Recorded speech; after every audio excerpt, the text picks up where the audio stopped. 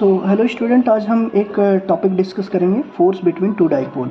अब यहाँ पे देखिए दो डाइपोल हैं, एक डाइपोल ये है और एक डाइपोल ये है। इस डाइपोल का मोमेंट P1 है, इस डाइपोल का मोमेंट P2 है और ये दोनों ही डाइपोल के सेंटर के बीच का डिस्टेंस r है।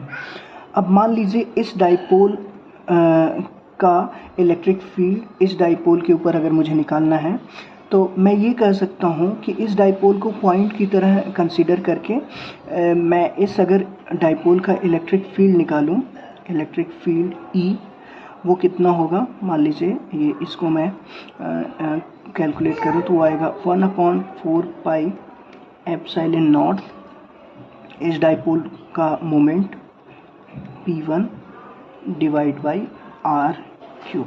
ये हमने पहले ही स्टार्टिंग में एक्सियल पोजीशन के लिए डाइपोल को सॉल्व किया। यहाँ पे 2P1 होता है ना, 2P1 बाई R क्यूब।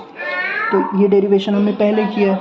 अब मान लेते हैं कि सपोज करो कि ये हमें बहुत ही स्मॉल इलेक्ट्रिक फील्ड चाहिए इस डाइपोल का।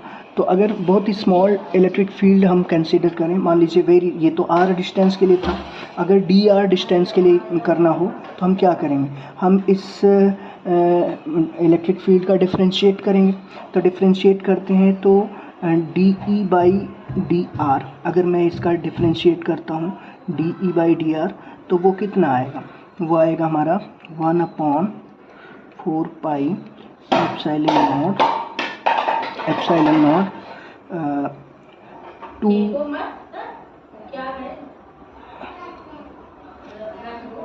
P1 by R cube.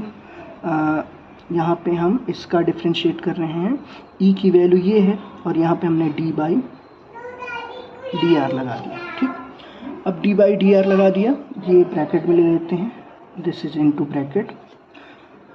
Suppose करो इसको अगर मैं सॉल्व करूं तो मेरा कितना आएगा, बेसिकली जो DE की वैल्यू आएगी वो आएगी कितनी, -1/4 pi epsilon not 6P1 by R की पावर 4।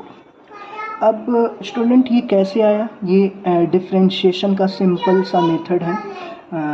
हम यहाँ पे आपको थोड़ा सा समझा दे रहे हैं कि कैसे आया।